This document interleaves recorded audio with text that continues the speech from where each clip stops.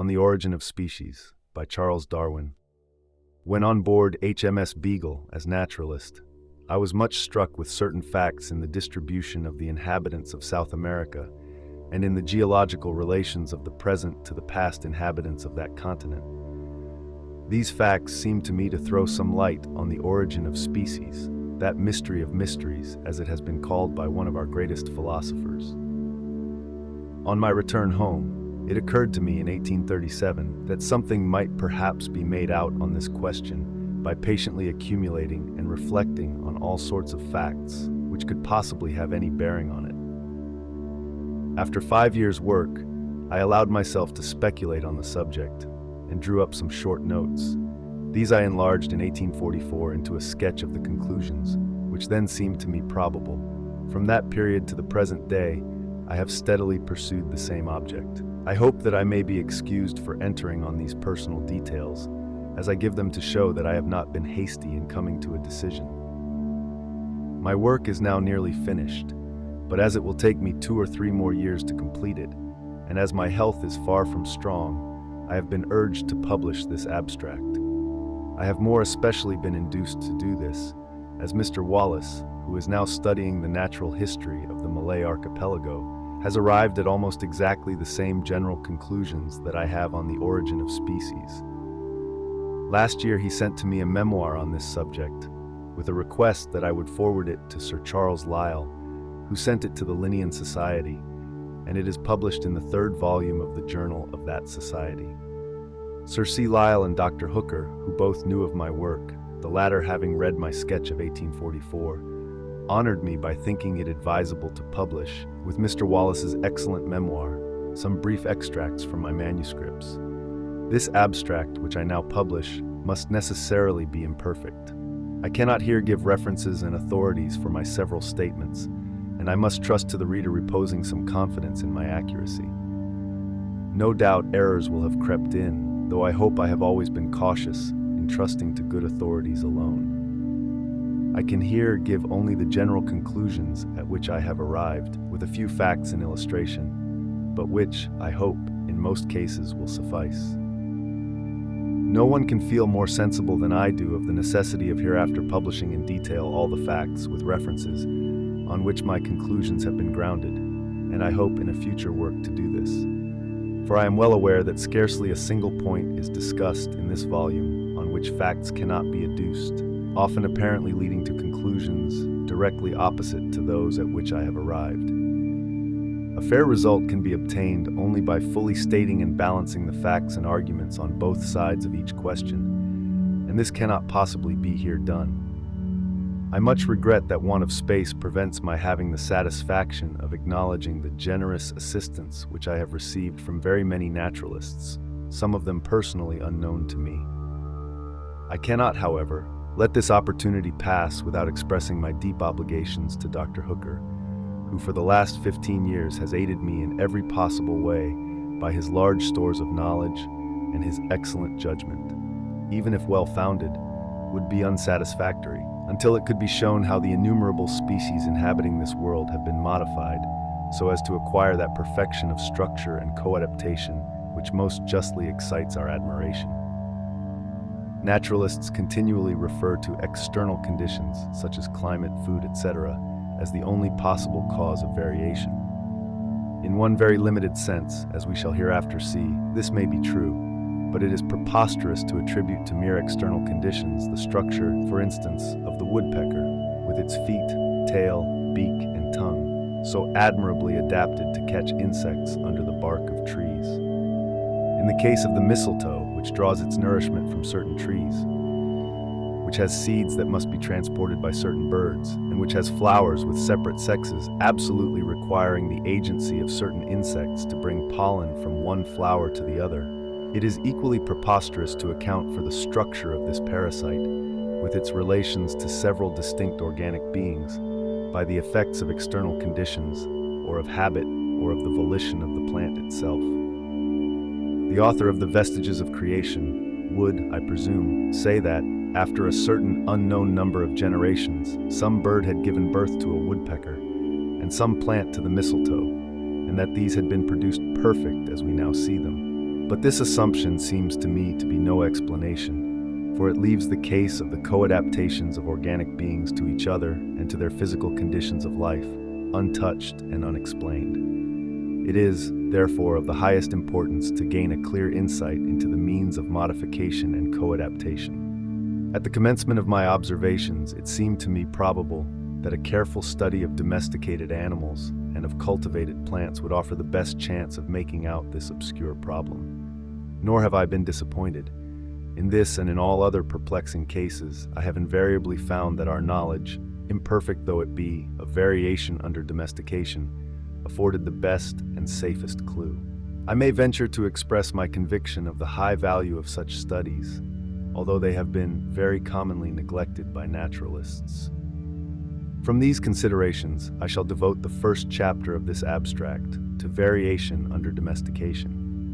We shall thus see that a large amount of hereditary modification is at least possible, and, what is equally or more important, we shall see how great is the power of man in accumulating by his selection successive slight variations. I will then pass on to the variability of species in a state of nature. But I shall, unfortunately, be compelled to treat this subject far too briefly, as it can be treated properly only by giving long catalogues of facts. We shall, however, be enabled to discuss what circumstances are most favorable to variation. In the next chapter, the struggle for existence amongst all organic beings throughout the world, which inevitably follows from their high geometrical powers of increase, will be treated of. This is the doctrine of Malthus, applied to the whole animal and vegetable kingdoms. As many more individuals of each species are born than can possibly survive, and as consequently there is a frequently recurring struggle for existence, it follows that any being, if it vary however slightly in any manner profitable to itself, under the complex and sometimes varying conditions of life, will have a better chance of surviving, and thus be naturally selected. From the strong principle of inheritance, any selected variety will tend to propagate its new and modified form. This fundamental subject of natural selection will be treated at some length in the fourth chapter, and we shall then see how natural selection almost inevitably causes much extinction of the less improved forms of life and induces what I have called divergence of character. In the next chapter, I shall discuss the complex and little-known laws of variation and of correlation of growth. In the four succeeding chapters, the most apparent and gravest difficulties on the theory will be given. Namely, first, the difficulties of transitions, or in understanding how a simple being or a simple organ can be changed and perfected into a highly developed being or elaborately constructed organ. Secondly, the subject of instinct, or the mental powers of animals. Thirdly, hybridism, or the infertility of species and the fertility of varieties when intercrossed. And fourthly, the imperfection of the geological record. In the next chapter, I shall consider the geological succession of organic beings throughout time. In the 11th and 12th, their geographical distribution throughout space. In the 13th, their classification or mutual affinities, both when mature and in an embryonic condition. In the last chapter, I shall give a brief recapitulation of the whole work and a few concluding remarks. No one ought to feel surprise at much remaining as yet unexplained in regard to the origin of species and varieties, if he makes due allowance for our profound ignorance in regard to the mutual relations of all the beings which live around us. Who can explain why one species ranges widely and is very numerous, and why another allied species has a narrow range and is rare? Yet these relations are of the highest importance, for they determine the present welfare and, as I believe, the future success and modification of every inhabitant of this world. Still less do we know of the mutual relations of the innumerable inhabitants of the world during the many past geological epochs in its history. Although much remains obscure and will long remain obscure, I can entertain no doubt, after the most deliberate study and dispassionate judgment of which I am capable, that the view which most naturalists entertain, and which I formerly entertained, namely, that each species has been independently created, is erroneous. I am fully convinced that species are not immutable, but that those belonging to what are called the same genera are lineal descendants of some other and generally extinct species, in the same manner as the acknowledged varieties of any one species are the descendants of that species. Furthermore, I am convinced that natural selection has been the main but not exclusive means of modification. Chapter 1: Variation under Domestication. Causes of variability, effects of habit, correlation of growth, inheritance, character of domestic varieties, difficulty of distinguishing between varieties and species, origin of domestic varieties from one or more species, domestic pigeons, their differences in origin, principle of selection anciently followed, its effects, methodical and unconscious selection, unknown origin of our domestic productions, circumstances favorable to man's power of selection.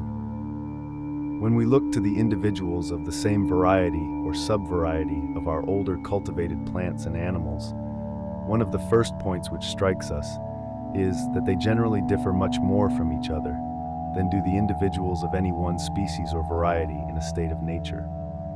When we reflect on the vast diversity of the plants and animals which have been cultivated and which have varied during all ages under the most different climates and treatment, I think we are driven to conclude that this greater variability is simply due to our domestic productions having been raised under conditions of life not so uniform as, and somewhat different from, those to which the parent species have been exposed under nature.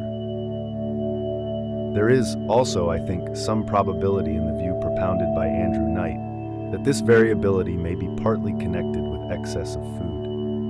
It seems pretty clear that organic beings must be exposed during several generations to the new conditions of life to cause any appreciable amount of variation, and that when the organization has once begun to vary, it generally continues to vary for many generations. No case is on record of a variable being ceasing to be variable under cultivation. Our oldest cultivated plants, such as wheat, still often yield new varieties. Our oldest domesticated animals are still capable of rapid improvement or modification. It has been disputed at what period of life the causes of variability, whatever they may be, generally act, whether during the early or late period of development of the embryo or at the instant of conception. Geoffroy St. Hilaire's experiments show that unnatural treatment of the embryo causes monstrosities, and monstrosities cannot be separated by any clear line of distinction from mere variations. But I am strongly inclined to suspect that the most frequent cause of variability may be attributed to the male and female reproductive elements having been affected prior to the act of conception. Several reasons make me believe in this, but the chief one is the remarkable effect which confinement or cultivation has on the functions of the reproductive system. This system appearing to be far more susceptible than any other part of the organization to the action of any change in the conditions of life. Nothing is more easy than to tame an animal, and few things more difficult than to get it to breed freely under confinement, even in the many cases when the male and female unite. How many animals there are which will not breed, though living long under not very close confinement in their native country. This is generally attributed to vitiated instincts. But how many cultivated plants display the utmost vigor, and yet rarely or never seed? In some few such cases, it has been found out that very trifling changes, such as a little more or less water at some particular period of growth, will determine whether or not the plant sets a seed. I cannot here enter on the copious details which I have collected on this curious subject, but to show how singular the laws are which determine the reproduction of animals under confinement, I may just mention that carnivorous animals, even from the tropics, breed in this country pretty freely under confinement, with the exception of the plantigrades or bear family, whereas carnivorous birds, with the rarest exceptions, hardly ever lay fertile eggs.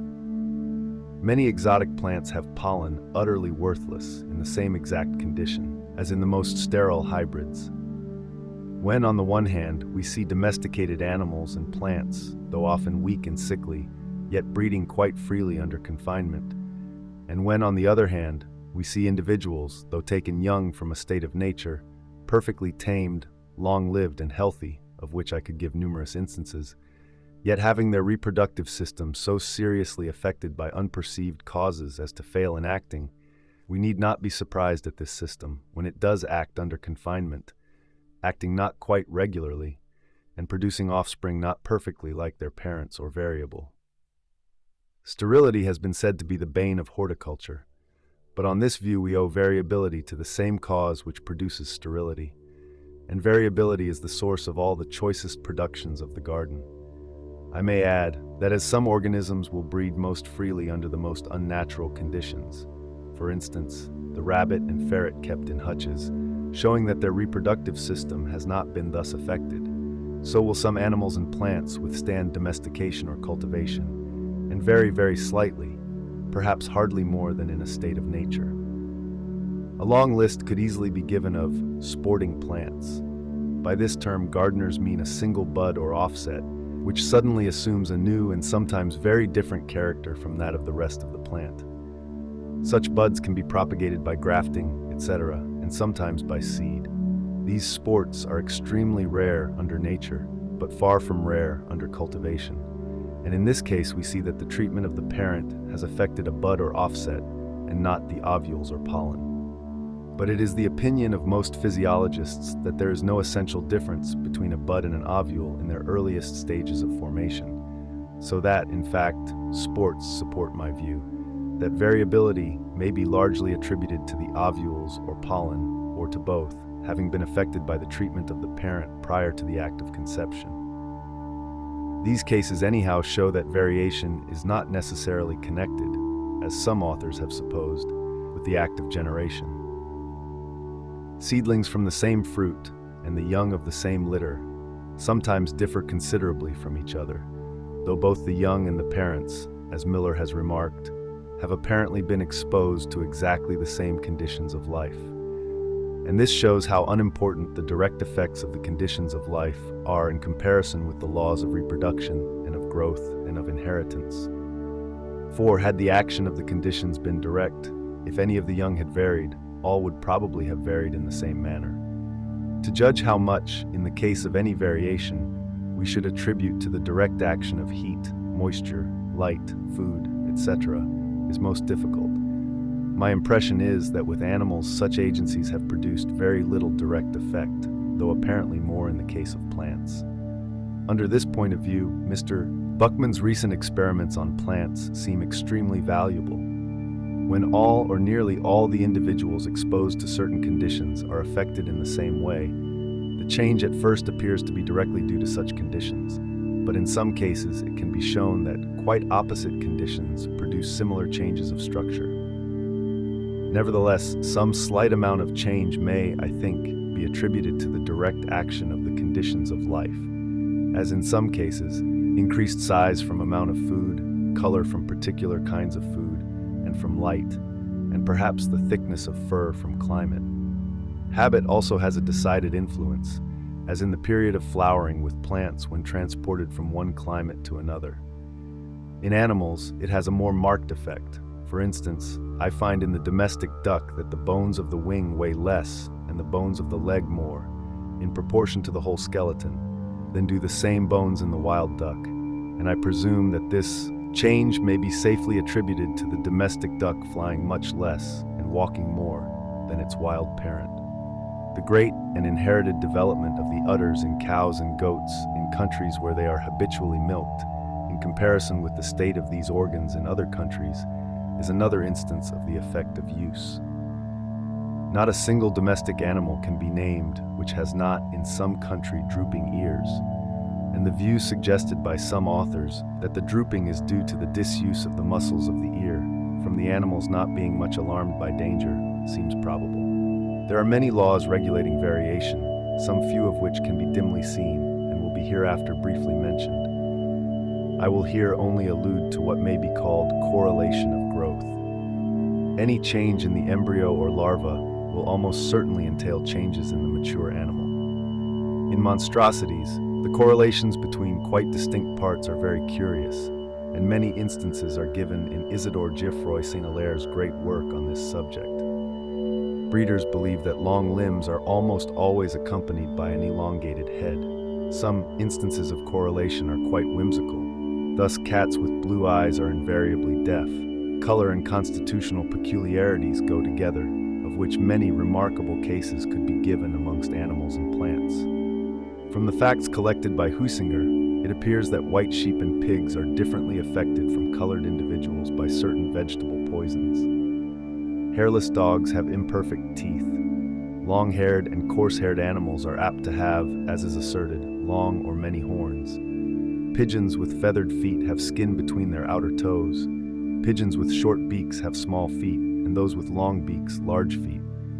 Hence, if man goes on selecting, and thus augmenting, any peculiarity, he will almost certainly unconsciously modify other parts of the structure, owing to the mysterious laws of the correlation of growth. The result of the various, quite unknown or dimly seen laws of variation is infinitely complex and diversified. It is well worthwhile carefully to study the several treatises published on some of our old cultivated plants, as on the hyacinth, potato, even the dahlia, etc.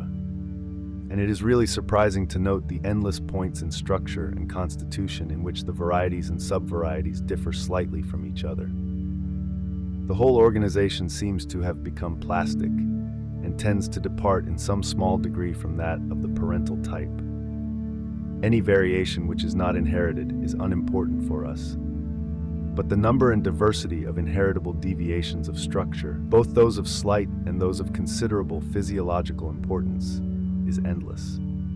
Dr. Prosper Lucas's treatise, in 2 large volumes, is the fullest and the best on this subject. No breeder doubts how strong is the tendency to inheritance. Like produces like is his fundamental belief. Doubts have been thrown on this principle by theoretical writers alone. When a deviation appears not unfrequently, and we see it in the father and child, we cannot tell whether it may not be due to the same original cause acting on both. But when amongst individuals apparently exposed to the same conditions, any very rare deviation, due to some extraordinary combination of circumstances, appears in the parent, say, once amongst several million individuals, and it reappears in the child, the mere doctrine of chances almost compels us to attribute its reappearance to inheritance.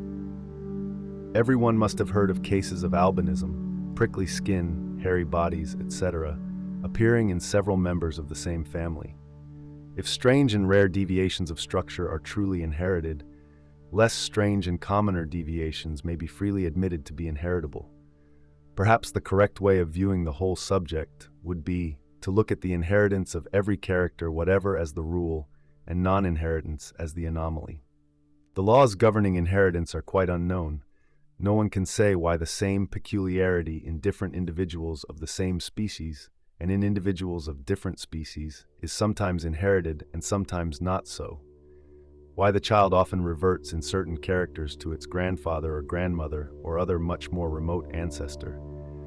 Why a peculiarity is often transmitted from one sex to both sexes or to one sex alone, more commonly but not exclusively to the like sex. It is a fact of some little importance to us that peculiarities appearing in the males of our domestic breeds are often transmitted either exclusively or in a much greater degree to males alone. A much more important rule, which I think may be trusted, is that, at whatever period of life a peculiarity first appears, it tends to appear in the offspring at a corresponding age, though sometimes earlier. In many cases, this could not be otherwise. Thus, the inherited peculiarities in the horns of cattle could appear only in the offspring when nearly mature. Peculiarities in the silkworm are known to appear at the corresponding caterpillar or cocoon stage. But hereditary diseases and some other facts make me believe that the rule has a wider extension, and that when there is no apparent reason why a peculiarity should appear at any particular age, yet that it does tend to appear in the offspring at the same period at which it first appeared in the parent. I believe this rule to be of the highest importance in explaining the laws of embryology. These remarks are of course confined to the first appearance of the peculiarity, and not to its primary cause, which may have acted on the ovules or male element. In nearly the same manner as in the crossed offspring from a short-horned cow by a long-horned bull, the greater length of horn, though appearing late in life, is clearly due to the male element. Having alluded to the subject of reversion, I may here refer to a statement often made by naturalists, namely, that our domestic varieties, when run wild, gradually but certainly revert in character to their aboriginal stocks. Hence, it has been argued that no deductions can be drawn from domestic races to species in a state of nature. I have in vain endeavored to discover on what decisive facts the above statement has so often and so boldly been made. There would be great difficulty in proving its truth. We may safely conclude that very many of the most strongly marked domestic varieties could not possibly live in a wild state. In many cases, we do not know what the aboriginal stock was, and so could not tell whether or not nearly perfect reversion had ensued. It would be quite necessary, in order to prevent the effects of intercrossing, that only a single variety should be turned loose in its new home. Nevertheless, as our varieties certainly do occasionally revert in some of their characters to ancestral forms, it seems to me not improbable that if we could succeed in naturalizing, or were to cultivate during many generations, the several races, for instance, of the cabbage in very poor soil, in which case, however, some effect would have to be attributed to the direct action of the poor soil, that they would to a large extent, or even wholly, revert to the wild aboriginal stock. Whether or not the experiment would succeed is not of great importance for our line of argument, for by the experiment itself, the conditions of life are changed. If it could be shown that our domestic varieties manifested a strong tendency to reversion, that is, to lose their acquired characters, whilst kept under unchanged conditions, and whilst kept in a considerable body, so that free intercrossing might check, by blending together, any slight deviations of structure, in such case, I grant that we could deduce nothing from domestic varieties in regard to species. But there is not a shadow of evidence in favor of this view. To assert that we could not breed our cart and racehorses, long and short-horned cattle, and poultry of various breeds, and esculent vegetables, for an almost infinite number of generations, would be opposed to all experience. I may add that when under nature the conditions of life do change, variations and reversions of character probably do occur, but natural selection, as will hereafter be explained, will determine how far the new characters thus arising shall be preserved. When we look to the hereditary varieties or races of our domestic animals and plants, and compare them with species closely allied together, we generally perceive in each domestic race, as already remarked, less uniformity of character than in true species.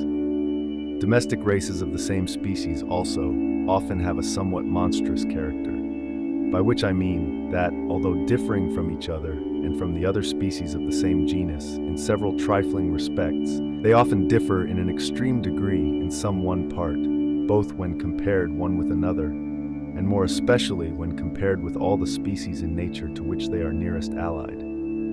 With these exceptions, and with that of the perfect fertility of varieties when crossed, a subject hereafter to be discussed, domestic races of the same species differ from each other in the same manner as, only in most cases in a lesser degree than, do closely allied species of the same genus in a state of nature. I think this must be admitted when we find that there are hardly any domestic races, either amongst animals or plants, which have not been ranked by some competent judges as mere varieties, and by other competent judges as the descendants of aboriginally distinct species. If any marked distinction existed between domestic races and species, this source of doubt could not so perpetually recur. It has often been stated that domestic races do not differ from each other in characters of generic value. I think it could be shown that this statement is hardly correct, but naturalists differ most widely in determining what characters are of generic value, all such valuations being at present empirical. Moreover, on the view of the origin of genera, which I shall presently give, we have no right to expect often to meet with generic differences in our domesticated productions. When we attempt to estimate the amount of structural difference between the domestic races of the same species, we are soon involved in doubt from not knowing whether they have descended from one or several parent species. This point, if it could be cleared up, would be interesting. If, for instance, it could be shown that the greyhound, bloodhound, terrier, spaniel, and bulldog, which we all know propagate their kinds so truly, were the offspring of any single species, then such facts would have great weight in making us doubt about the immutability of the many very closely allied and natural species, for instance, of the many foxes, inhabiting different quarters of the world. I do not believe, as we shall presently see, that all our dogs have descended from any one wild species. But in the case of some other domestic races, there is presumptive, or even strong, evidence in favor of this view. It has often been assumed that man has chosen for domestication animals and plants, having an extraordinary inherent tendency to vary, and likewise to withstand diverse climates. I do not dispute that these capacities have added largely to the value of most of our domesticated productions, but how could a savage possibly know, when he first tamed an animal, whether it would vary in succeeding generations, and whether it would endure other climates? Has the little variability of the ass or guinea fowl, or the small power of endurance of warmth by the reindeer or of cold by the common camel, prevented their domestication? I cannot doubt that if other animals and plants, equal in number to our domesticated productions, and belonging to equally diverse classes and countries, were taken from a state of nature, and could be made to breed for an equal number of generations under domestication, they would vary on an average as largely as the parent species of our existing domesticated productions have varied. In the case of most of our anciently domesticated animals and plants, I do not think it is possible to come to any definite conclusion whether they have descended from one or several species. The argument mainly relied on by those who believe in the multiple origin of our domestic animals is that we find in the most ancient records, more especially on the monuments of Egypt, much diversity in the breeds, and that some of the breeds closely resemble, perhaps are identical with, those still existing. Even if this latter fact were found more strictly and generally true than seems to me to be the case, what does it show but that some of our breeds originated there 4,000 or 5,000 years ago? But Mr. Horner's researches have rendered it in some degree probable that man sufficiently civilized to have manufactured pottery existed in the valley of the Nile 13,000 or 14,000 years ago. And who will pretend to say how long before these ancient periods savages, like those of Tierra del Fuego or Australia, who possess a semi-domestic dog, may not have existed in Egypt? The whole subject must, I think, remain vague. Nevertheless, I may, without here entering on any details, state that from geographical and other considerations, I think it highly probable that our domestic dogs have descended from several wild species. In regard to sheep and goats, I can form no opinion. I should think from facts communicated to me by Mr. Blyth on the habits, voice, and constitution, etc., of the humped Indian cattle, that these had descended from a different aboriginal stock from our European cattle, and several competent judges believe that these latter have had more than one wild parent. With respect to horses, from reasons which I cannot give here, I am doubtfully inclined to believe, in opposition to several authors, that all the races have descended from one wild stock. Mr. Blyth, whose opinion, from his large and varied stores of knowledge, I should value more than that of almost anyone, thinks that all the breeds of poultry have proceeded from the common wild Indian fowl, Gallus bankiva. In regard to ducks and rabbits, the breeds of which differ considerably from each other in structure, I do not doubt that they all have descended from the common wild duck and rabbit. The doctrine of the origin of our several domestic races from several aboriginal stocks has been carried to an absurd extreme by some authors. They believe that every race which breeds true, let the distinctive characters be ever so slight, has had its wild prototype. At this rate, there must have existed at least a score of species of wild cattle, as many sheep and several goats in Europe alone, and several even within Great Britain. One author believes that there formerly existed in Great Britain 11 wild species of sheep peculiar to it. When we bear in mind that Britain has now hardly one peculiar mammal, and France but few distinct from those of Germany, and conversely, and so with Hungary, Spain, etc., but that each of these kingdoms possesses several peculiar breeds of cattle, sheep, etc., we must admit that many domestic breeds have originated in Europe. For whence could they have been derived, as these several countries do not possess a number of peculiar species as distinct parent stocks? So it is in India. Even in the case of the domestic dogs of the whole world, which I fully admit have probably descended from several wild species, I cannot doubt that there has been an immense amount of inherited variation. Who can believe that animals closely resembling the Italian Greyhound, the Bloodhound, the Bulldog, or Blenheim Spaniel, etc., so unlike all wild Canidae, ever existed freely in a state of nature? It has often been loosely said that all our races of dogs have been produced by the crossing of a few aboriginal species. But by crossing, we can get only forms in some degree intermediate between their parents. And if we account for our several domestic races by this process, we must admit the former existence of the most extreme forms, as the Italian Greyhound, Bloodhound, Bulldog, etc., in the wild state. Moreover, the possibility of making distinct races by crossing has been greatly exaggerated. There can be no doubt that a race may be modified by occasional crosses if aided by the careful selection of those individual mongrels which present any desired character, but that a race could be obtained nearly intermediate between two extremely different races or species, I can hardly believe. Sir J. Seabright expressly experimented for this object and failed. The offspring from the first cross between two pure breeds is tolerably, and sometimes, as I have found with pigeons, extremely uniform, and everything seems simple enough.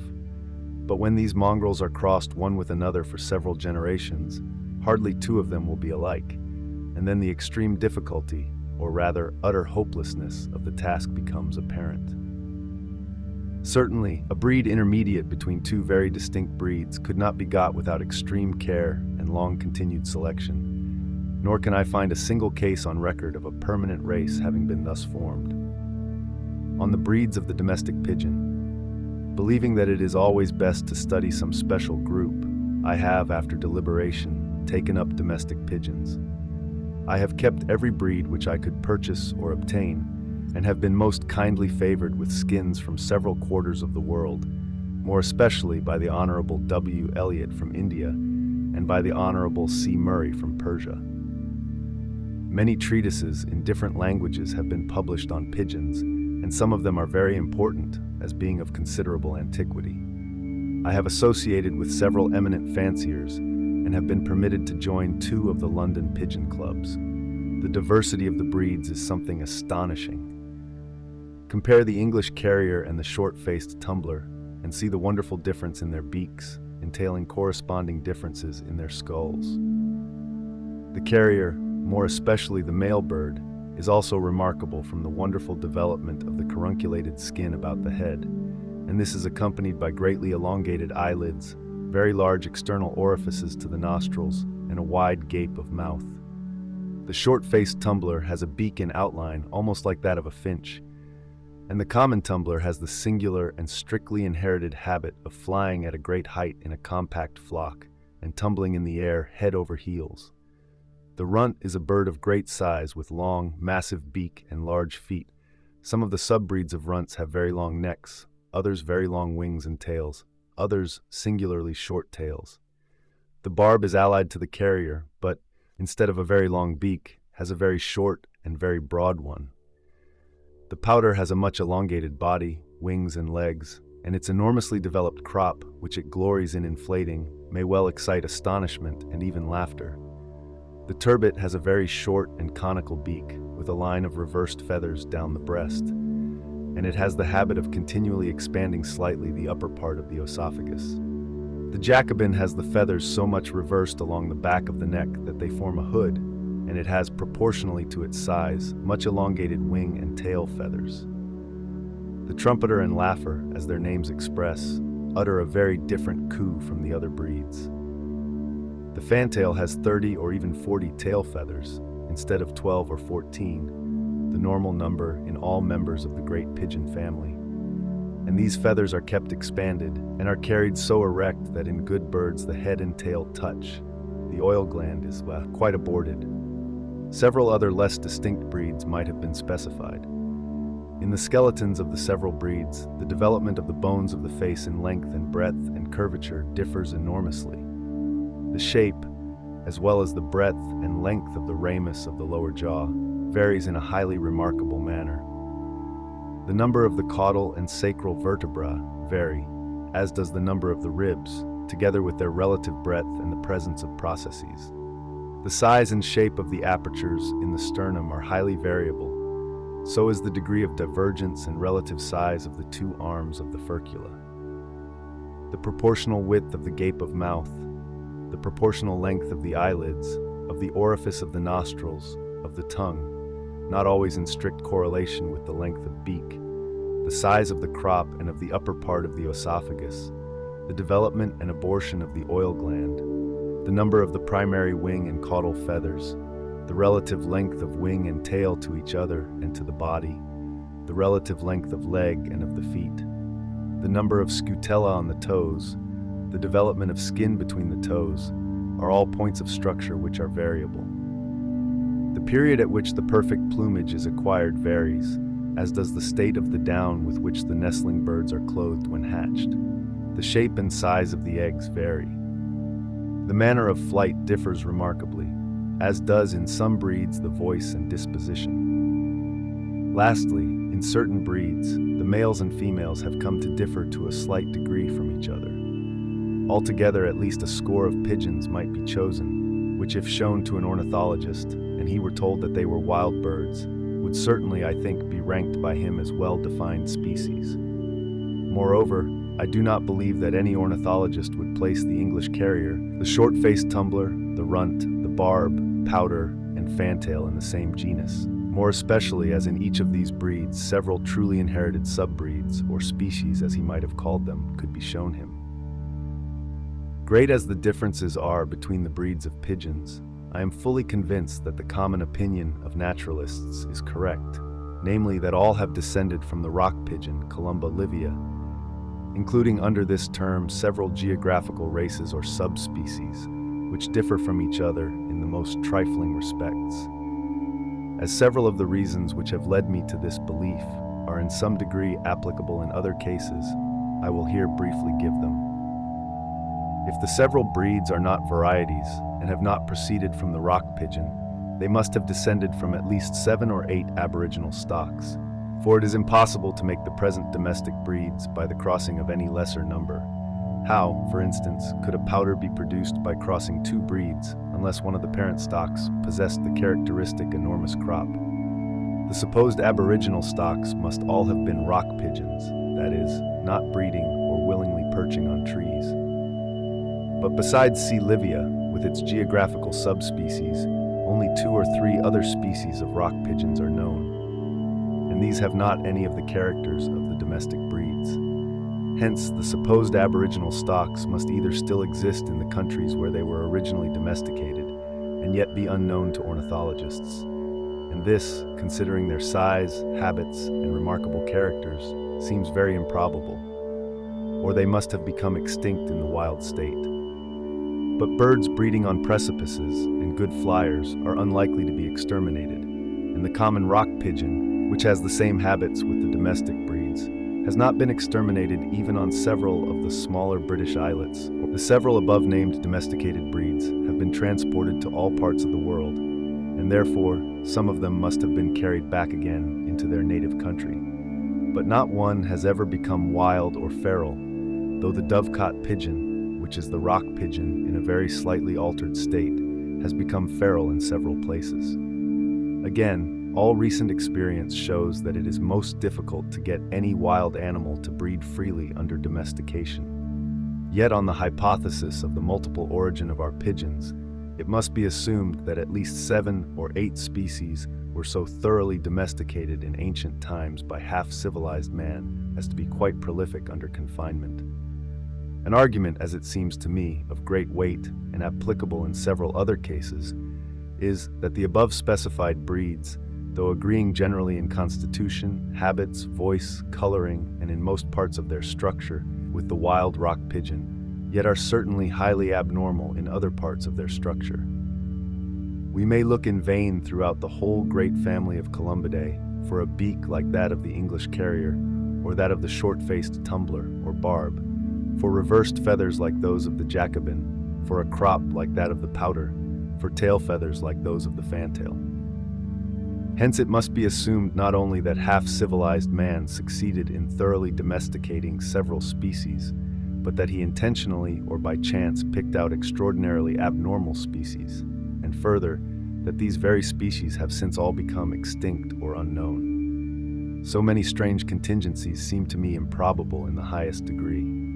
Some facts in regard to the coloring of pigeons well deserve consideration. The rock pigeon is of a slaty blue and has a white rump, the Indian subspecies C. intermedia of Strickland having it bluish. The tail has a terminal dark bar with the bases of the outer feathers externally edged with white. The wings have 2 black bars. Some semi-domestic breeds and some apparently truly wild breeds have, besides the 2 black bars, the wings checkered with black. These several marks do not occur together in any other species of the whole family. Now, in every one of the domestic breeds, taking thoroughly well-bred birds, all the above marks, even to the white edging of the outer tail feathers, sometimes concur perfectly developed. Moreover, when 2 birds belonging to 2 distinct breeds are crossed, neither of which is blue or has any of the above specified marks, the mongrel offspring are very apt suddenly to acquire these characters. For instance, I crossed some uniformly white fantails with some uniformly black barbs, and they produced mottled brown and black birds. These I again crossed together, and one grandchild of the pure white fantail and pure black barb was of as beautiful a blue color, with the white rump, double black wing bar, and barred and white-edged tail feathers, as any wild rock pigeon. We can understand these facts on the well-known principle of reversion to ancestral characters if all the domestic breeds have descended from the rock pigeon. But if we deny this, we must make one of the 2 following highly improbable suppositions. Either, firstly, that all the several imagined aboriginal stocks were colored and marked like the rock pigeon, although no other existing species is thus colored and marked, so that in each separate breed there might be a tendency to revert to the very same colors and markings. Or, secondly, that each breed, even the purest, has within a dozen or, at most, within a score of generations, been crossed by the rock pigeon. I say within a dozen or 20 generations, for we know of no fact countenancing the belief that the child ever reverts to some one ancestor, removed by a greater number of generations. In a breed which has been crossed only once with some distinct breed, the tendency to reversion to any character derived from such cross will naturally become less and less, as in each succeeding generation there will be less of the foreign blood. But when there has been no cross with a distinct breed, and there is a tendency in both parents to revert to a character which has been lost during some former generation, this tendency, for all that we can see to the contrary, may be transmitted undiminished for an indefinite number of generations. These 2 distinct cases are often confounded in treatises on inheritance. Lastly, the hybrids or mongrels from between all the domestic breeds of pigeons are perfectly fertile. I can state this from my own observations, purposely made on the most distinct breeds. Now, it is difficult, perhaps impossible, to bring forward one case of the hybrid offspring of 2 animals clearly distinct being themselves perfectly fertile. Some authors believe that long-continued domestication eliminates this strong tendency to sterility. From the history of the dog, I think there is some probability in this hypothesis, if applied to species closely related together, though it is unsupported by a single experiment. But to extend the hypothesis so far as to suppose that species, aboriginally as distinct as carriers, tumblers, pouters, and fantails now are, should yield offspring perfectly fertile, inter se, seems to me rash in the extreme. From these several reasons, namely, the improbability of man having formerly got 7 or 8 supposed species of pigeons to breed freely under domestication, these supposed species being quite unknown in a wild state, and their becoming nowhere feral, these species having very abnormal characters in certain respects, as compared with all other columbida, though so like in most other respects to the rock pigeon. The blue color and various marks occasionally appearing in all the breeds, both when kept pure and when crossed, the mongrel offspring being perfectly fertile. From these several reasons taken together, I can feel no doubt that all our domestic breeds have descended from the Columba livia with its geographical subspecies. In favor of this view, I may add, firstly, that C. livia, or the rock pigeon, has been found capable of domestication in Europe and in India, and that it agrees in habits and in a great number of points of structure with all the domestic breeds. Secondly, although an English carrier or short-faced tumbler differs immensely in certain characters from the rock pigeon. Yet by comparing the several subbreeds of these breeds, more especially those brought from distant countries, we can make an almost perfect series between the extremes of structure. Thirdly, those characters which are mainly distinctive of each breed, for instance the wattle and length of beak of the carrier, the shortness of that of the tumbler, and the number of tail feathers in the fantail, are in each breed eminently variable, and the explanation of this fact will be obvious when we come to treat of selection. Fourthly, pigeons have been watched and tended with the utmost care and loved by many people. They have been domesticated for thousands of years in several quarters of the world. The earliest known record of pigeons is in the 5th Egyptian dynasty, about 3000 BC, as was pointed out to me by Professor Lepsius. But Mr. Birch informs me that pigeons are given in a bill of fare in the previous dynasty. In the time of the Romans, as we hear from Pliny, immense prices were given for pigeons. Nay, they are come to this pass that they can reckon up their pedigree and race. Pigeons were much valued by Akbar Khan in India about the year 1600. Never less than 20,000 pigeons were taken with the court. The monarchs of Iran and Turan sent him some very rare birds, and, continues the courtly historian, His Majesty, by crossing the breeds, which method was never practiced before, has improved them astonishingly. About this same period, the Dutch were as eager about pigeons as were the old Romans. The paramount importance of these considerations in explaining the immense amount of variation which pigeons have undergone will be obvious when we treat of selection. We shall then, also, see how it is that the breeds so often have a somewhat monstrous character. It is also a most favorable circumstance for the production of distinct breeds that male and female pigeons can be easily mated for life, and thus different breeds can be kept together in the same aviary. I have discussed the probable origin of domestic pigeons at some, yet quite insufficient length, because when I first kept pigeons and watched the several kinds, knowing well how true they bred, I felt fully as much difficulty in believing that they could ever have descended from a common parent, as any naturalist could in coming to a similar conclusion in regard to the many species of finches or other large groups of birds in nature. One circumstance has struck me much, namely, that all the breeders of the various domestic animals and the cultivators of plants with whom I have ever conversed, or whose treatises I have read, are firmly convinced that the several breeds to which each has attended are descended from so many aboriginally distinct species. Ask, as I have asked, a celebrated raiser of Hereford cattle whether his cattle might not have descended from long horns, and he will laugh you to scorn. I have never met a pigeon or poultry or duck or rabbit fancier who was not fully convinced that each main breed was descended from a distinct species. Van Mons, in his treatise on pears and apples, shows how utterly he disbelieves that the several sorts, for instance a Ribston pippin or codlin apple, could ever have proceeded from the seeds of the same tree. Innumerable other examples could be given. The explanation, I think, is simple. From long continued study, they are strongly impressed with the differences between the several races.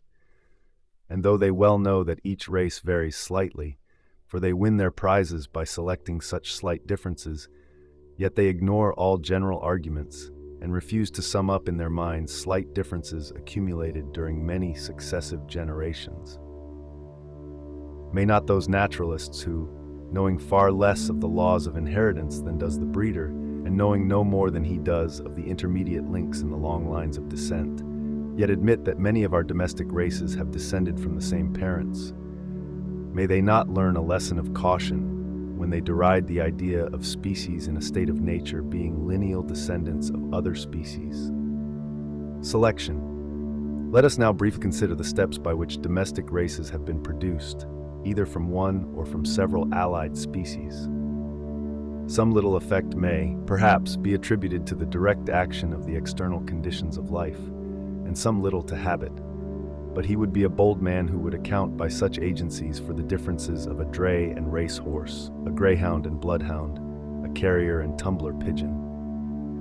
One of the most remarkable features in our domesticated races is that we see in them adaptation, not indeed to the animal's or plant's own good, but to man's use or fancy. Some variations useful to him have probably arisen suddenly or by one step. Many botanists, for instance, believe that the fuller's teasel, with its hooks, which cannot be rivaled by any mechanical contrivance, is only a variety of the wild dipsacus, and this amount of change may have suddenly arisen in a seedling. So it has probably been with the turnspit dog, and this is known to have been the case with the Ancon sheep. But when we compare the dray horse and racehorse, the dromedary and camel, the various breeds of sheep fitted either for cultivated land or mountain pasture, with the wool of one breed good for one purpose, and that of another breed for another purpose. When we compare the many breeds of dogs, each good for man in very different ways. When we compare the gamecock, so pertinacious in battle, with other breeds so little quarrelsome, with everlasting layers which never desire to sit, and with the bantam so small and elegant.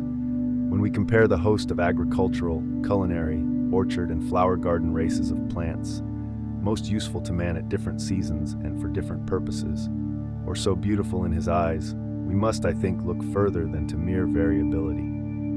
We cannot suppose that all the breeds were suddenly produced as perfect and as useful as we now see them. Indeed, in several cases, we know that this has not been their history. The key is man's power of accumulative selection. Nature gives successive variations. Man adds them up in certain directions useful to him. In this sense, he may be said to make for himself useful breeds. The great power of this principle of selection is not hypothetical. It is certain that several of our eminent breeders have, even within a single lifetime, modified to a large extent some breeds of cattle and sheep. In order fully to realize what they have done, it is almost necessary to read several of the many treatises devoted to this subject and to inspect the animals.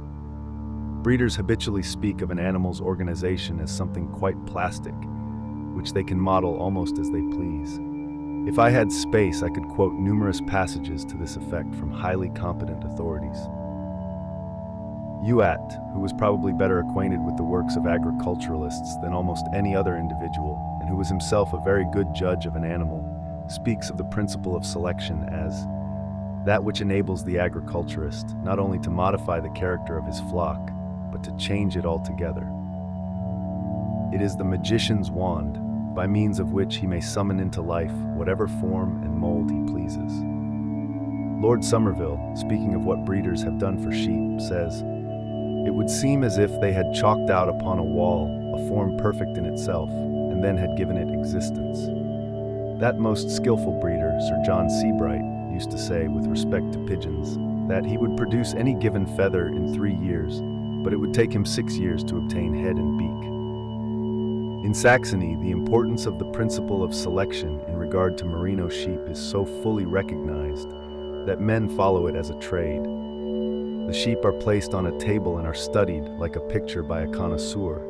This is done 3 times at intervals of months, and the sheep are each time marked and classed, so that the very best may ultimately be selected for breeding. What English breeders have actually effected is proved by the enormous prices given for animals with a good pedigree, and these have now been exported to almost every quarter of the world. The improvement is by no means generally due to crossing different breeds.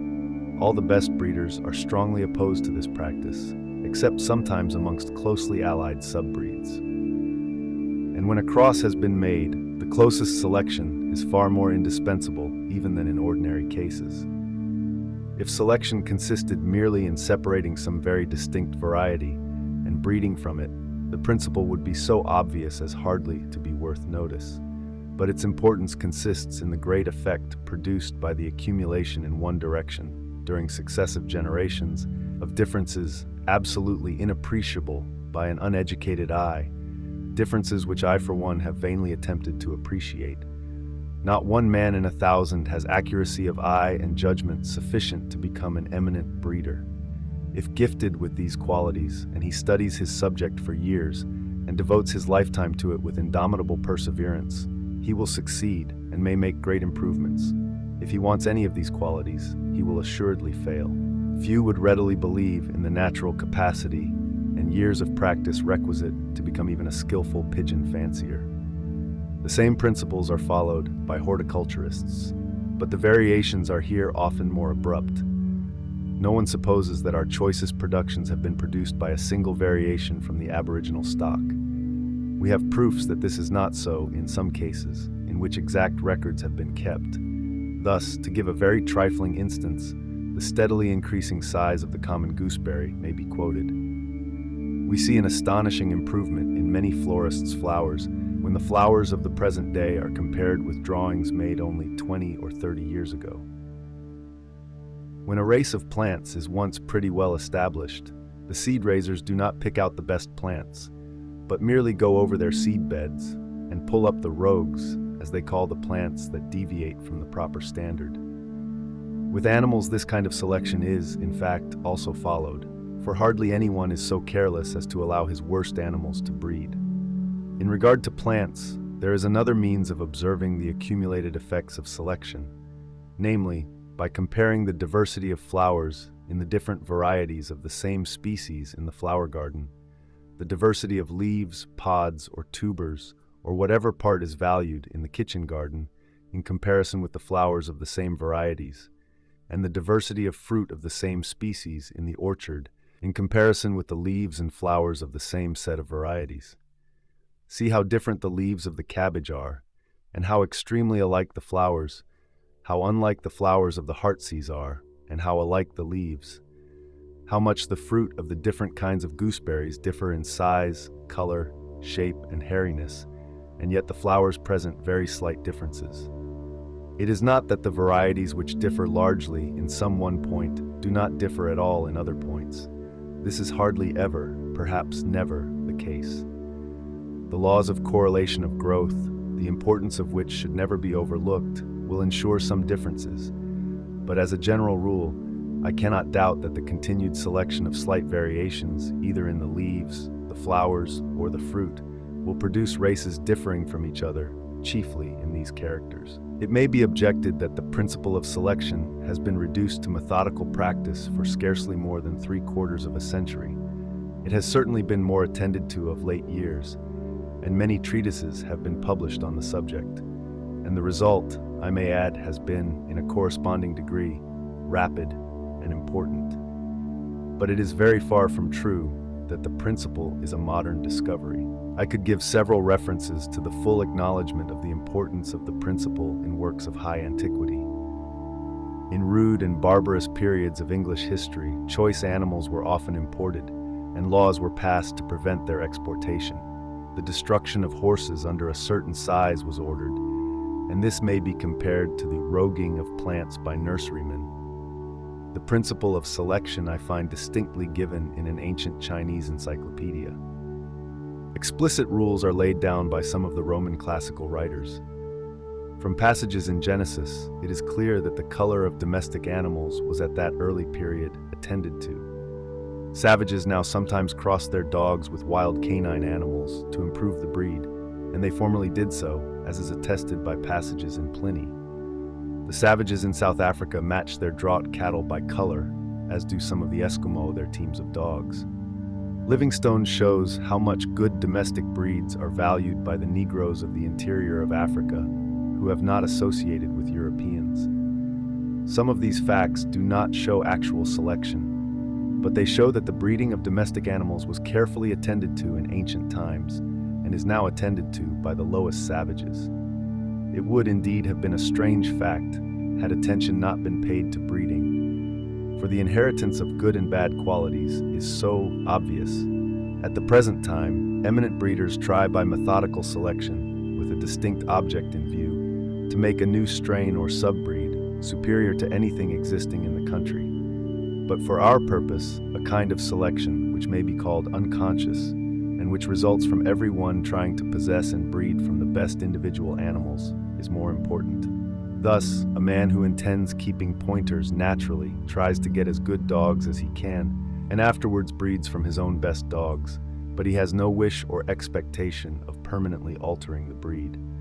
Nevertheless, I cannot doubt that this process, continued during centuries, would improve and modify any breed, in the same way as Bakewell, Collins, etc., by this very same process, only carried on more methodically, did greatly modify, even during their own lifetimes, the forms and qualities of their cattle. Slow and insensible changes of this kind could never be recognized unless actual measurements or careful drawings of the breeds in question had been made long ago, which might serve for comparison. In some cases, however, unchanged or but little changed individuals of the same breed may be found in less civilized districts, where the breed has been less improved.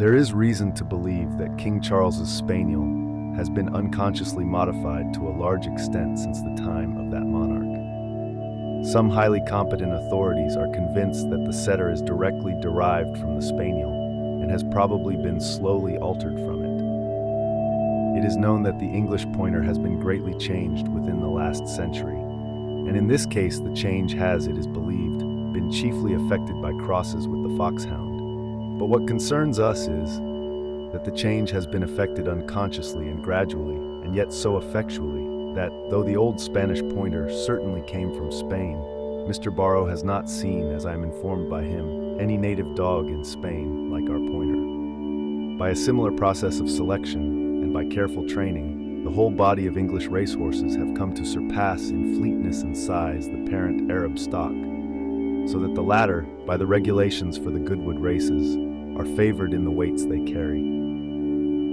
Lord Spencer and others have shown how the cattle of England have increased in weight and in early maturity, compared with the stock formerly kept in this country. By comparing the accounts given in old pigeon treatises of carriers and tumbler these breeds as now existing in Britain, India, and Persia, we can, I think, clearly trace the stages through which they have insensibly passed, and come to differ so greatly from the rock pigeon. Youatt gives an excellent illustration of the effects of a course of selection, which may be considered as unconsciously followed, insofar that the breeders could never have expected or even have wished to have produced the result which ensued, namely the production of two distinct strains. The two flocks of Leicester sheep kept by Mr. Buckley and Mr. Burgess, as Mr. Youatt remarks, have been purely bred from the original stock of Mr. Bakewell for upwards of 50 years. There is not a suspicion existing in the mind of any one at all acquainted with the subject that the owner of either of them has deviated in any one instance from the pure blood of Mr. Bakewell's flock, and yet the difference between the sheep possessed by these two gentlemen is so great that they have the appearance of being quite different varieties. If there exist savages so barbarous as never to think of the inherited character of the offspring of their domestic animals, yet any one animal particularly useful to them, for any special purpose, would be carefully preserved during famines and other accidents, to which savages are so liable, and such choice animals would thus generally leave more offspring than the inferior ones, so that in this case there would be a kind of unconscious selection going on.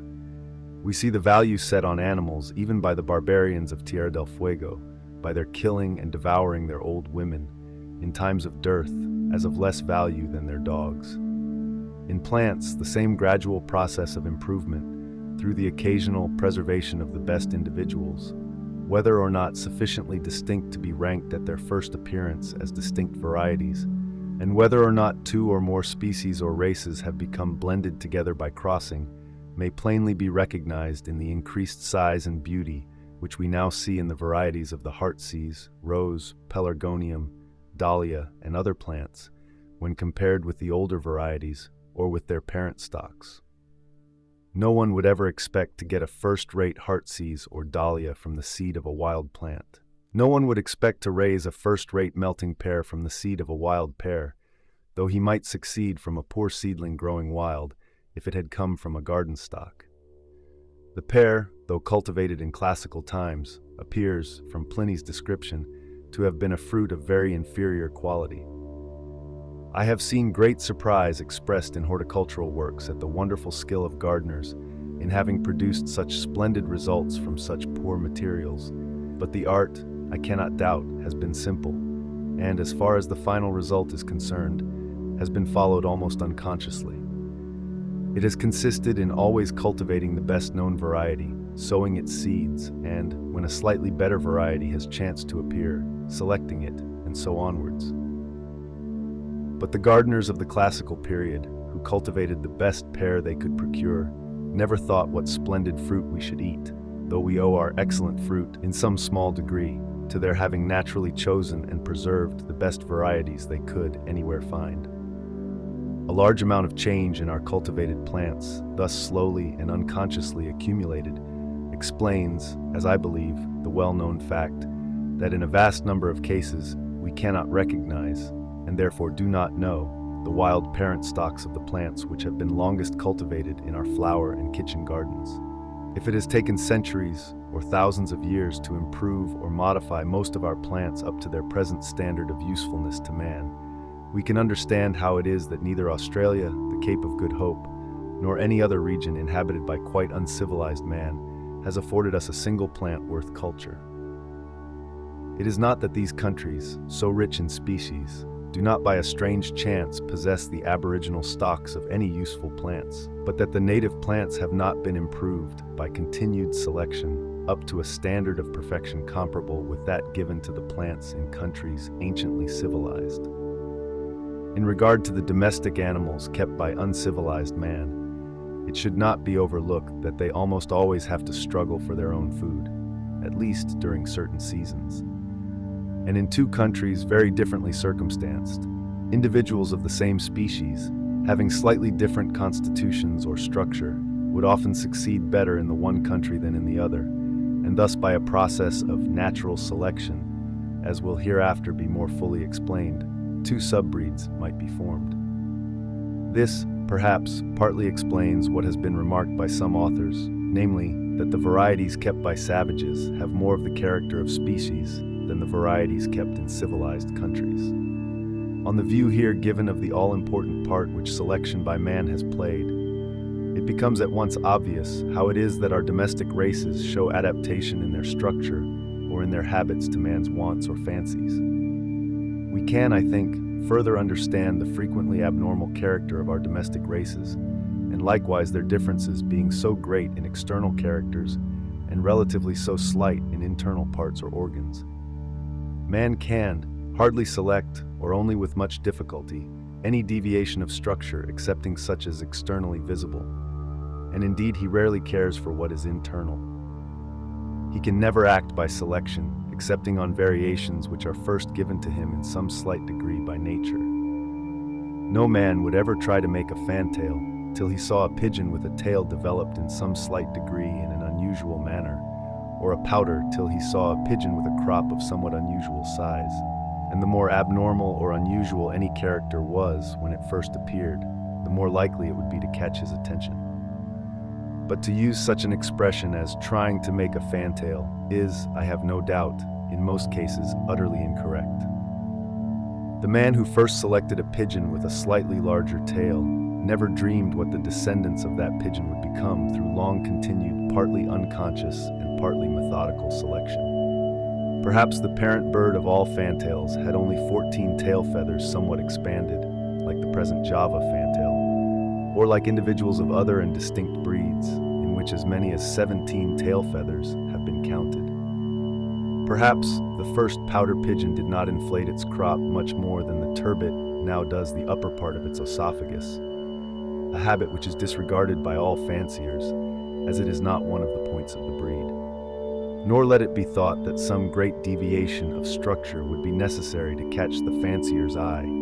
He perceives extremely small differences, and it is in human nature to value any novelty, however slight, in one's own possession. Nor must the value which would formerly be set on any slight differences in the individuals of the same species be judged of by the value which would now be set on them, after several breeds have once fairly been established.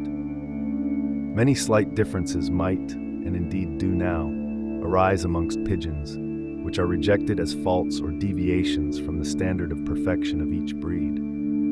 The common goose has not given rise to any marked varieties.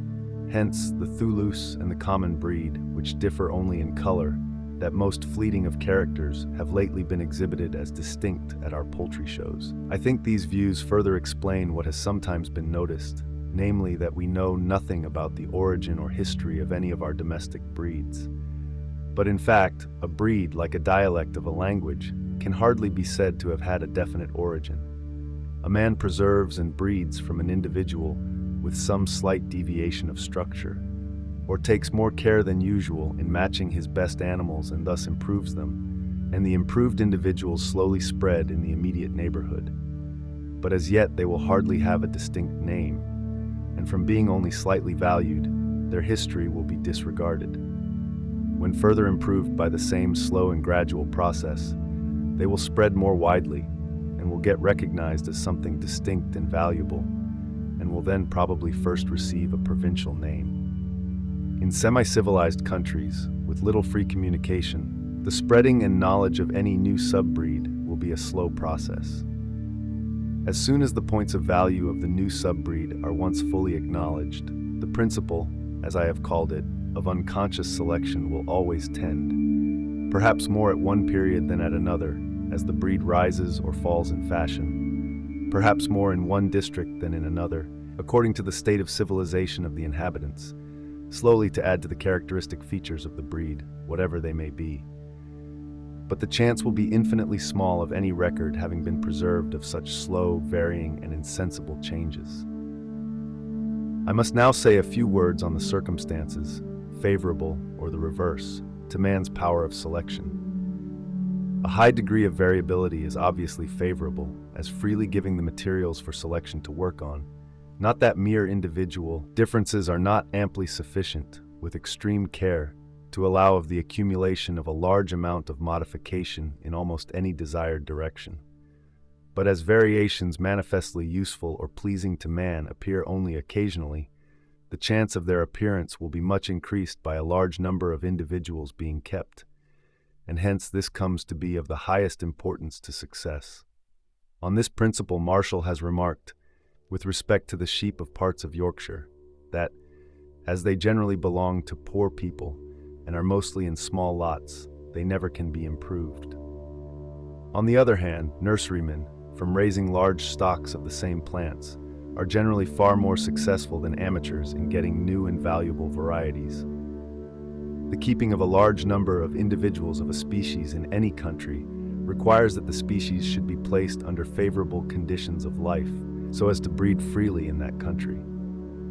When the individuals of any species are scanty, all the individuals, whatever their quality may be, will generally be allowed to breed, and this will effectually prevent selection. But probably the most important point of all is that the animal or plant should be so highly useful to man, or so much valued by him, that the closest attention should be paid to even the slightest deviation in the qualities or structure of each individual. Unless such attention be paid, nothing can be effected.